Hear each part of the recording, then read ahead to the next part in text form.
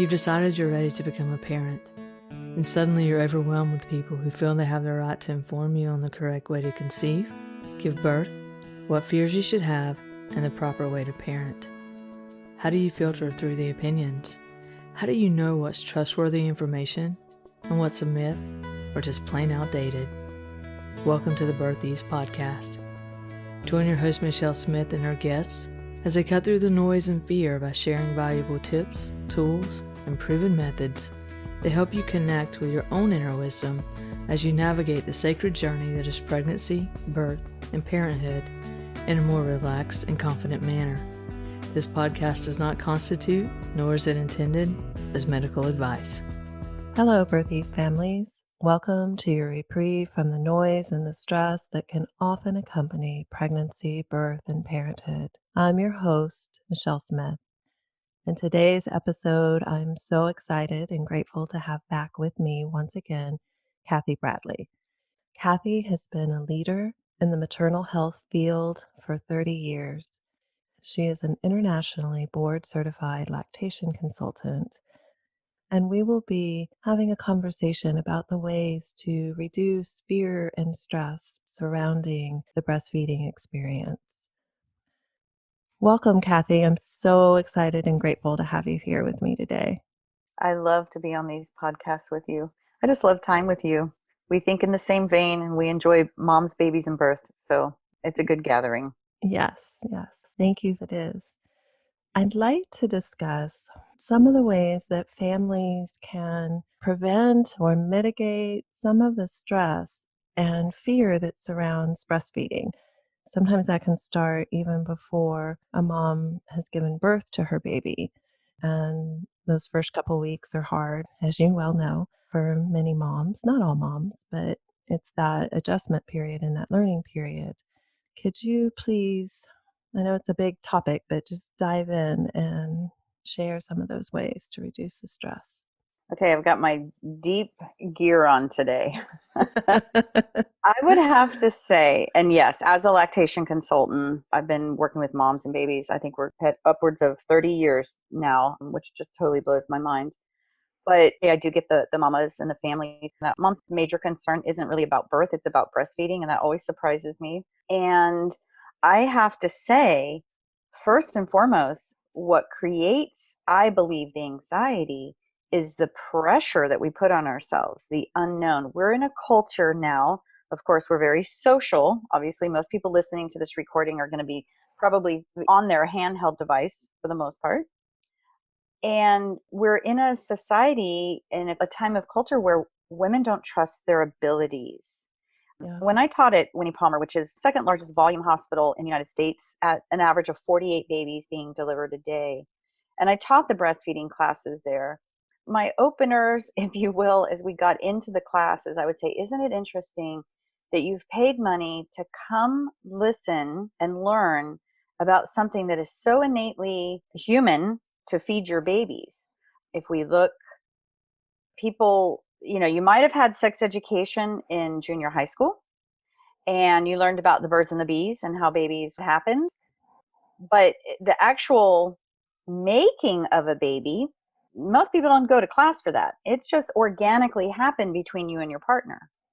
And yet, without you knowing, you grew your baby, right? I mean, without consciously saying, okay, today we've got to move blood. Our babies just grow in our bellies because our bodies are designed to do it. And when they come out of our bellies, we're capable of breastfeeding. The majority of women are capable of breastfeeding their baby. If that process didn't work, our society would have ended a long time ago. Right. And yet people are coming to class to learn how to breastfeed because our society, our culture has created enough questionability that they're not really sure they're able to do it. And I always say, do you expect to come to this hospital and have your baby? And they're all like, yes. I'm like, well, why wouldn't you expect to feed your baby? That you could feed your baby. And another thing is how we phrase and the power of our words. So I would ask the question, how many of you, quote, are going to try to breastfeed your baby? And I'd ask for people to raise hands. If you've thought that, I'm going to try to feed my baby, I'm breastfeed my baby, raise your hand. And I did it in all my classes because I wanted people to see that they weren't alone in questioning their ability, but also to see that the majority of the class had that thought.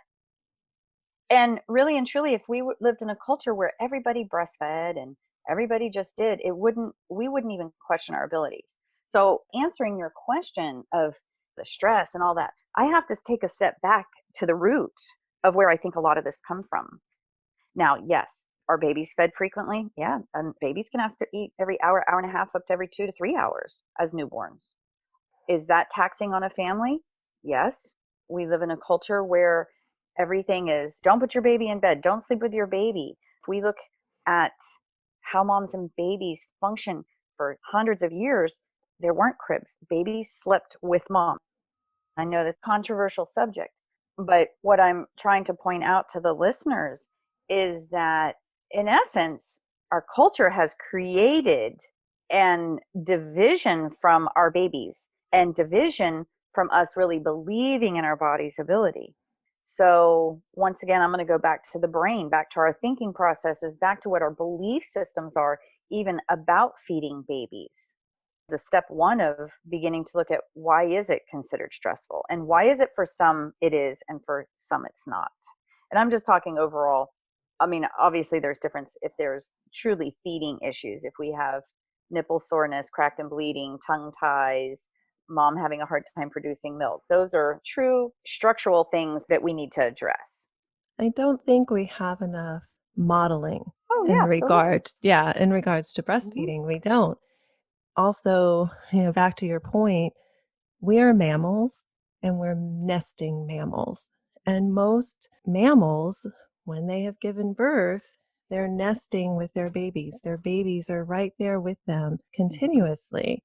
But our culture has created this paradigm that we're not supposed to hold our babies too much. We're supposed to set them down. I remember once your amazing colleague, Annette Leary, we were chatting one day and she said, I can tell if there's going to be, I forget exactly how she put it, but I can tell if there's a disconnect with the breastfeeding. If a mama walks in, the baby's in the car seat carrier, she sets the baby down by the front of the room because it was a narrow, remember, it was that narrow hallway like room, and then comes and sits in the chair by me. She's not even connected to her baby. So, part of our practices, I think, are separating moms and babies. Oh So, yeah. and so many women have to get back to work. We don't give women time to even initiate breastfeeding practices sometimes. In my class, and these classes had like 45 people in them at a time. And I would always ask, how many of you seen a baby actually breastfeeding at the breast ever? Right? Then I'd say, how many people in the last year? How many people in the last 3 months? How many people in the last month? How many people in the last week? And what the point I was getting is very few and far between. So that we're reading everywhere and we're getting the messages in our culture that breastfeeding is best, but it's not being modeled. So in an unconscious, in a nonverbal way, we are getting two different messages that are diabolically opposed.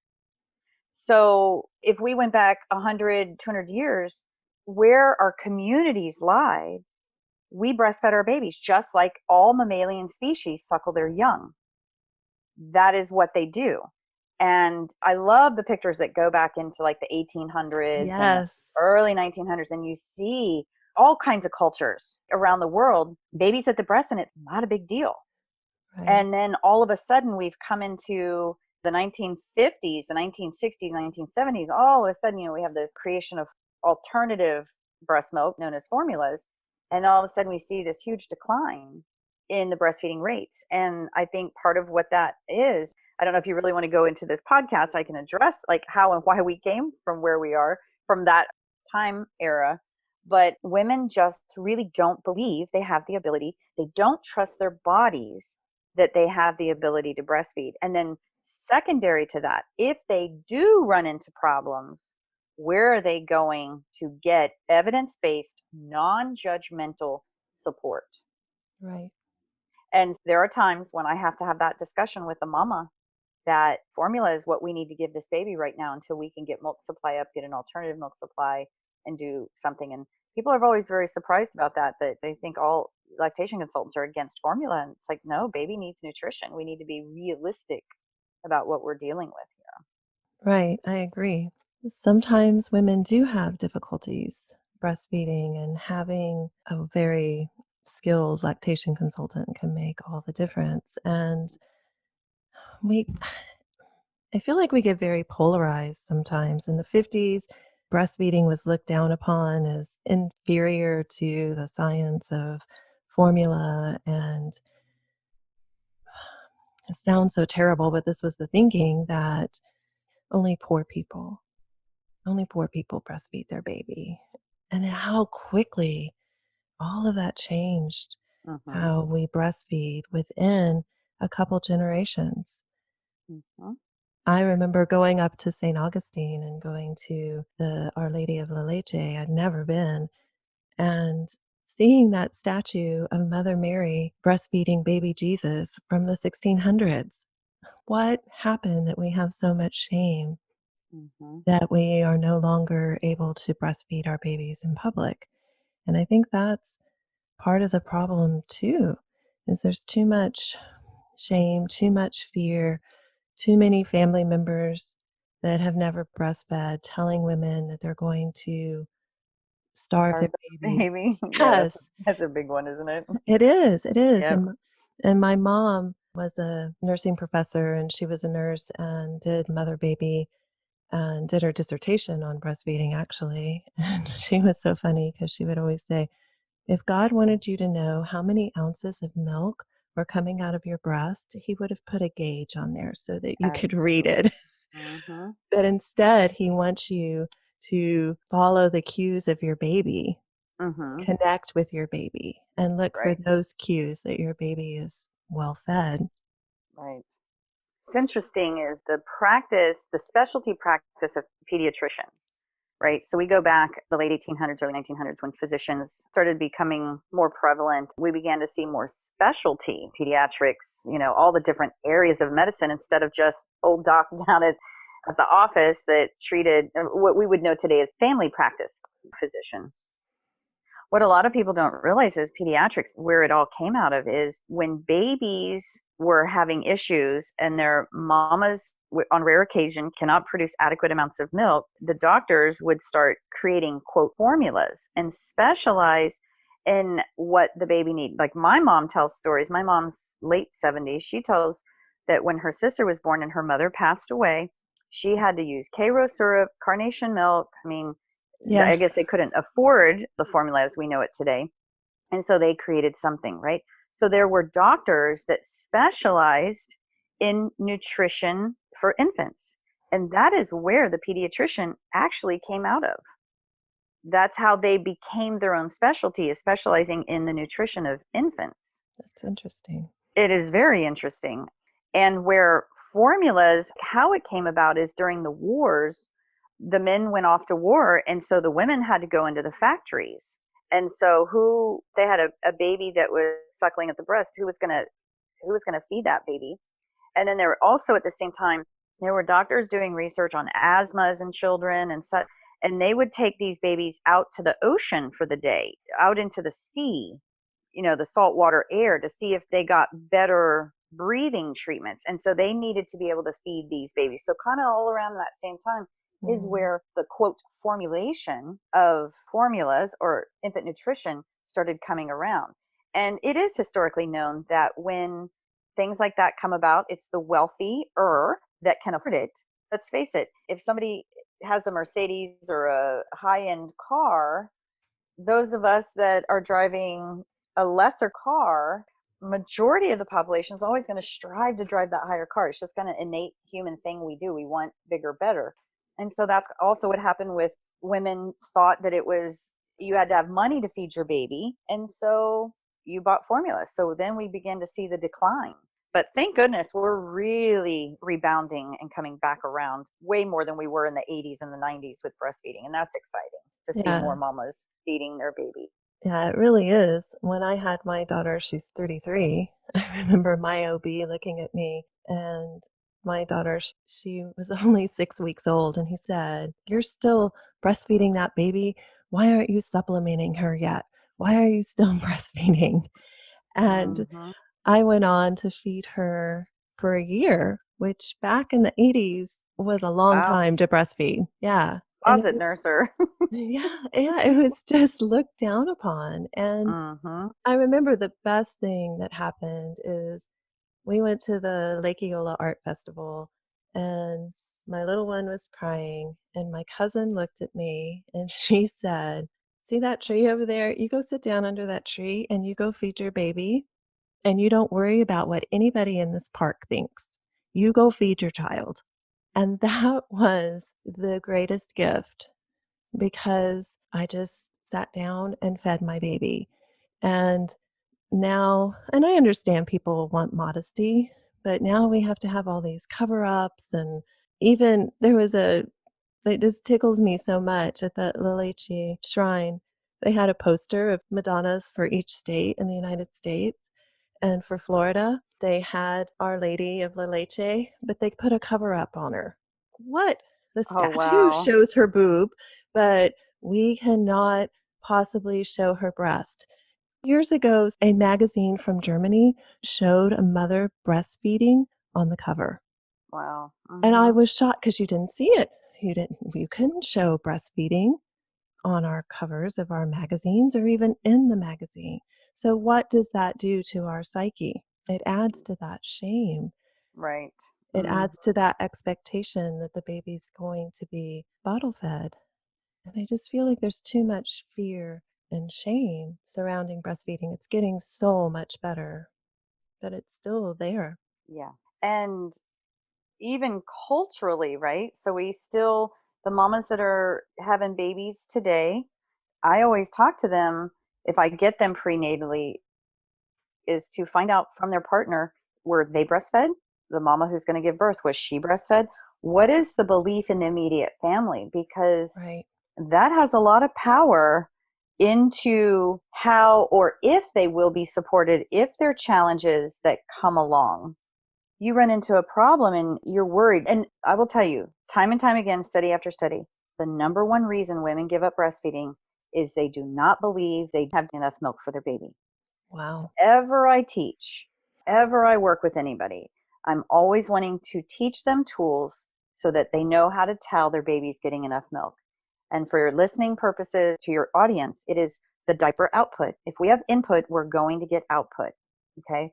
So it's going to be number of wet diapers and poops based on how many days old. That's information we can easily get off the internet, most likely to Google if they don't have a care provider that gives them that information. So when you run into a challenge, who the immediate support is, and that can even be pediatrician, it can be obstetrician, is going to very much impact whether that mom continues on her breastfeeding relationship or not.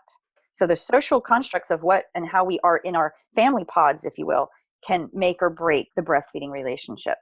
Yes, I agree. And if you're a mama that really wants to breastfeed your baby, when you're choosing your pediatrician, find a pediatrician that is supportive of breastfeeding because that can make a difference too. Huge. You and I both know sometimes moms call you crying because their pediatrician told them this, and Mm-hmm. you suggest that they go see a lactation consultant.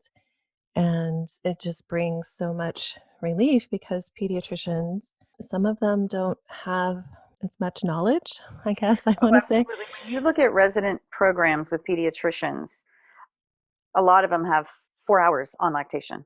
There isn't Wow. any way that we can begin to educate the pediatrician in school so often. And here's another thing too, is you get the calls from the mamas that are, the pediatrician, my baby's not growing on the percent of the scale and the height and weight. They're telling me I need to give formula. And one of the first things I'll do is I say, okay, is your baby on cue for a milestones? Is for age, is baby doing what baby's supposed to be doing? Yes.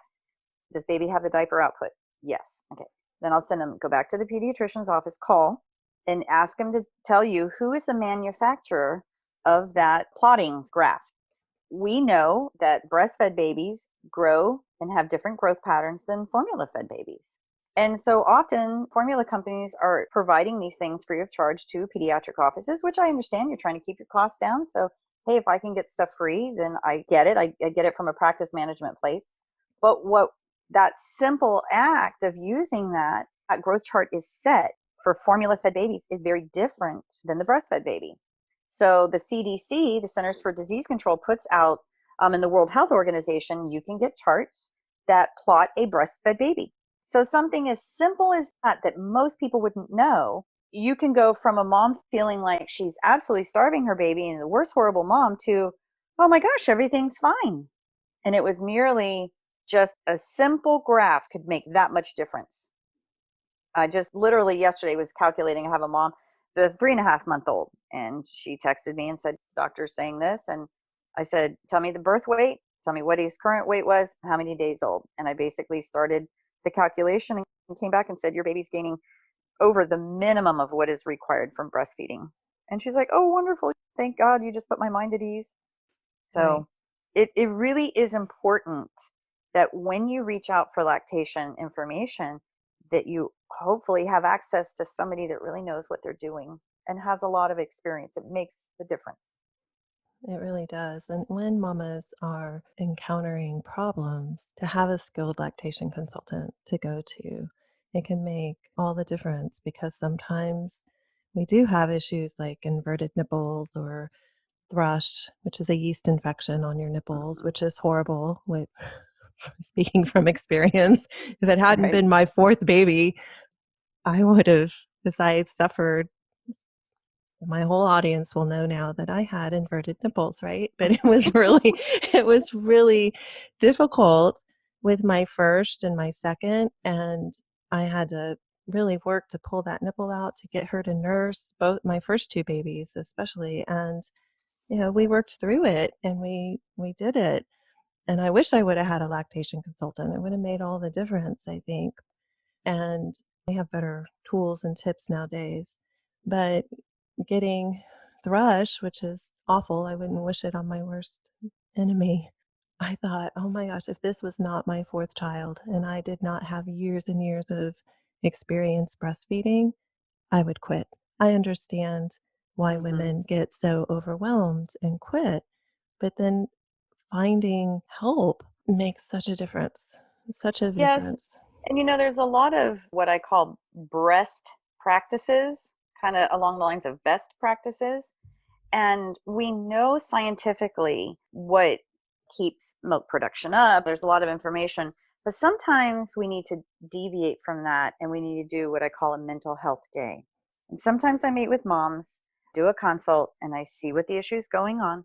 I'm able to say, how about if we work out a system where you get a little bit more rest?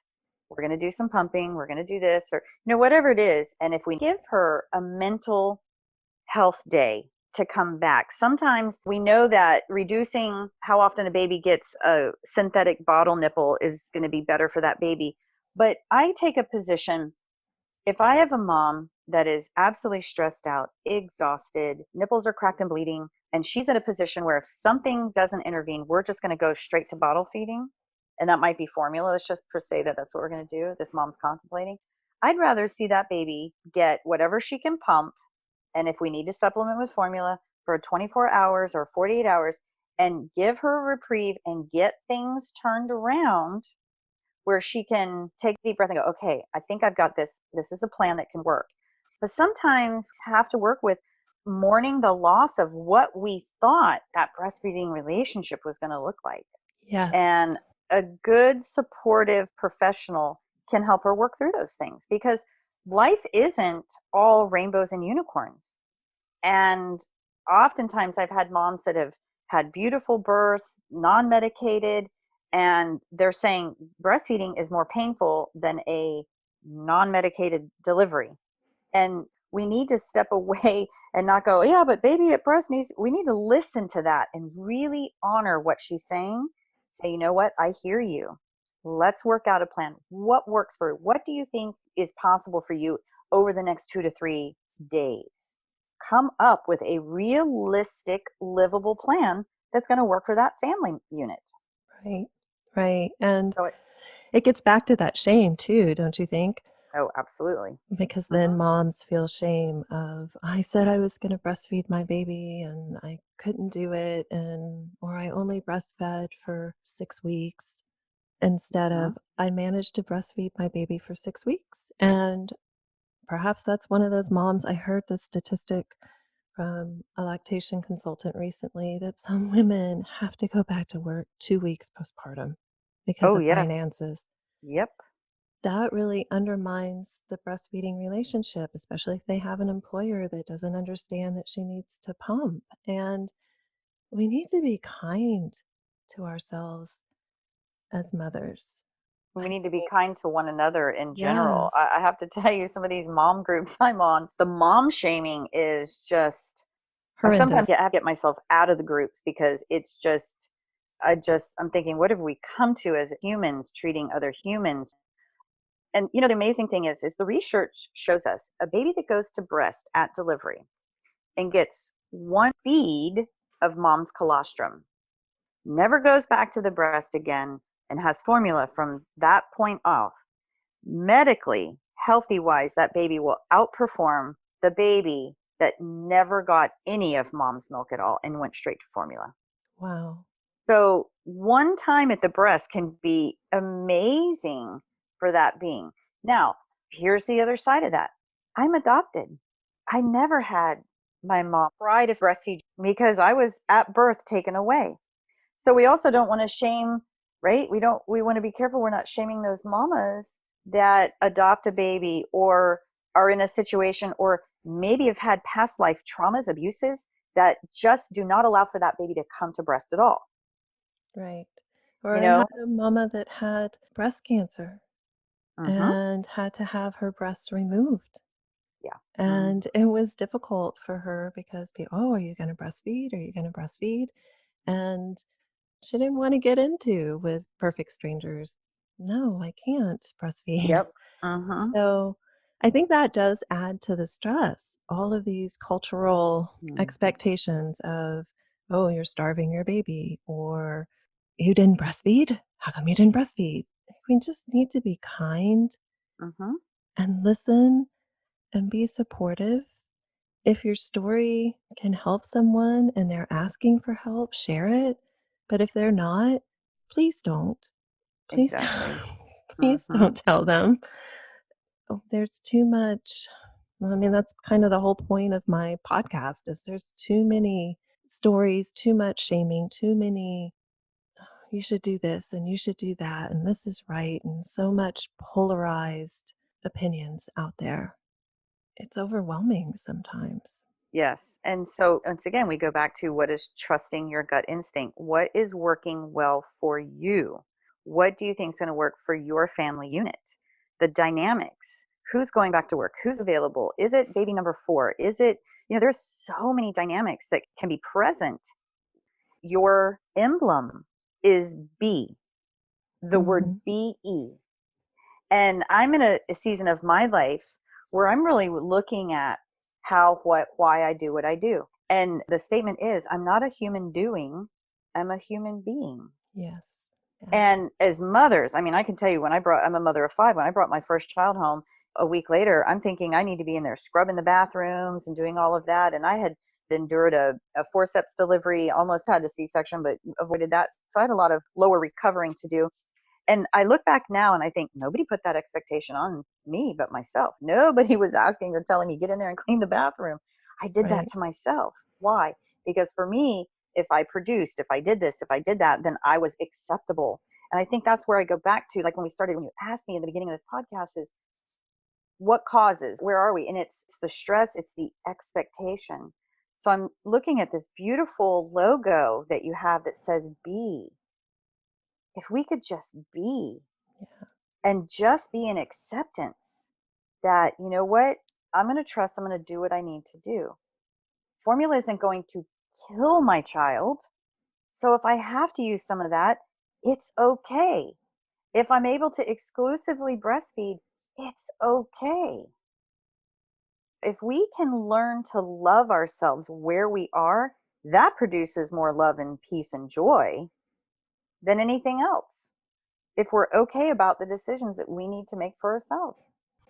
Thank you for noticing my logo. That's why I chose it. How do you want to be? Who do you want to be in response to this? I don't want to get too philosophical, but at the root of parenting, at the root of being a human being, we have to have some forms of thought patterns. Do we have toxic thinking going on, or are we really okay in a place of peace of, I'll make the decisions I need to do? Yep, my in-laws are my outlaws, depending on what one might have. Yep, it might not be what they think, but it's okay. I'm doing what I need to do for me and my baby. Right, right. Listening to your baby as well. How often does that get trained out of us? Mm-hmm. Yep. Oh, nope, you only feed every 2 to 3 hours. They've changed their philosophy, but there's a book out there that you probably know what I'm talking about, but Mm-hmm.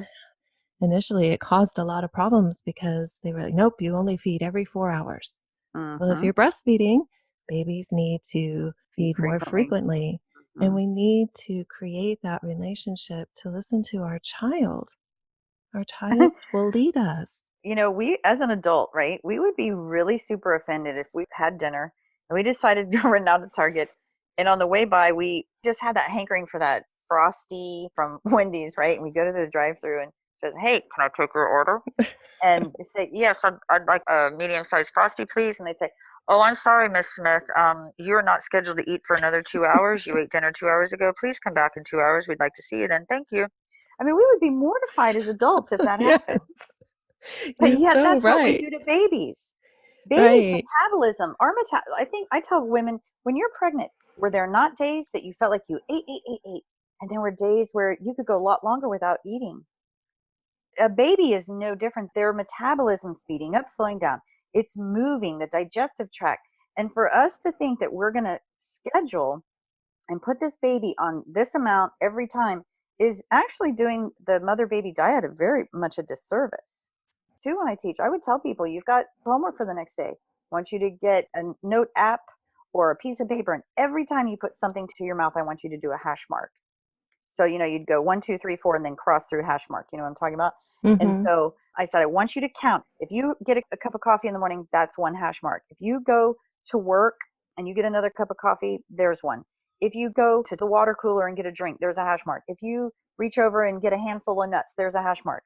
And I guarantee them, by the time their 24 hours is up, they would have fed at least 10 to 12 times, if not more, in a 24-hour period. So, really, our eating habits are really no different than a newborn. We've just reframed it in our head and we don't see the connection. But a newborn feeds just as frequently as we think feed means full meal on. That's not a fair assessment. A baby can come to the breast in 5 minutes, get an ounce or two, and be completely satisfied, and that be a full feed for that baby. Babies love to be at mom's restaurant, as I call it, Yes. right? They Yes. love the ambiance. Hey, can I just have another cappuccino? I just want to sip on it. Right. Different babies, different personalities. If we Right. could just listen to the babies and trust our gut instinct as a mother, we would be a lot healthier, I think, in mental as well as physical state in this country. I think so too. That's the beauty of a breastfeeding connection because our very bodies, our very breasts remind us Mm-hmm. to reconnect with our child. And not that you can't reconnect with your child while you're bottle feeding, but our culture is so busy. Now it's discouraged, but when my brother was little, almost 50 years ago, we would prop a bottle. Yep. And now we're encouraging families hold your baby instead of propping the bottle so that you have that connection and for safety reasons too. And what's crossing my mind is that we're losing our family intimacy. We are learning to not trust ourselves, that we Mm-hmm. can't trust our children, that somebody else knows our baby better than we do. And not that we don't need help and guidance, because we do at times, but sometimes people present themselves as the expert or they know better. They may not know your child better than you do. They don't. Right. You know your child best. I agree. Yeah. So I agree before we 100% to that statement. So before we close out this interview, can you share one tip that you really would like families that want to breastfeed or are breastfeeding, some bit of wisdom to help through the stress or fear? First of all, like we just said, absolutely trust your gut instinct. Trust that innate ability to parent your baby emotionally, physically, because it is a God-given thing that women have, partners, families, the unit has. Second of all, surround your people who, in the breastfeeding arena, that have successfully breastfed and are not judgmental. So if you find that when you're on Facebook and you're scrolling through a group and you get that pit in your stomach and it's continually, get off that group. Yes. Find your tribe that is your tribe. They call it tribe for a reason. You find your tribe. Find a group that works for you. Some groups are more militant, some are more laid back. Find what works for you. If it's causing you duress, then it's not positive for you. If you are needing actual physical assessment, seek out a good lactation professional and pediatric office that can support you. The most innate wisdom that I can give is trust your gut. If you think something's not right, keep going. Don't listen to what people say. You do what you need to do to feel at peace for you and your baby. I agree. So if someone would like to reach out to you, how could they do that? They can access me via my website at childbirthconcierge.com. I know that usually in your podcast, you'll put that up. My number is available there. This podcast will go all over the country. If anybody ever feels they're not sure, they don't know how to find somebody and they have questions, you're more than welcome to call. If I feel that more than 10 minutes into the call that you really could benefit from a consultation and I feel it's something we could do via Zoom, I do Zoom consultations and Wonderful. they're only $35. So they're very, affordable. Wow, that's wonderful. Yeah. That, I wish I had that 33 years ago. Oh my gosh. Yeah, Zoom didn't exist. I don't think the internet existed. No, it didn't. No. It didn't. It's kind of an irony of we have all this access to information and it's incredible and it's so helpful and I wish I had it. And in some ways, I think 33 years ago, we weren't as stressed out because there wasn't so much information. It is definitely a dichotomy. I appreciate you so much. Thank you once again. And thank you, families, for listening. As Kathy said, please trust your inner wisdom, listen to your baby, and find professionals that listen to you and want to help you find a solution that's right for you and your baby. Cheers. For more great conversations like these, or to find out more information and access Michelle's library of amazing guests, go to birtheaseservices.com/podcast. For more information on the Birth Ease method, Michelle's classes, meditations, and other services, go to birtheaseservices.com.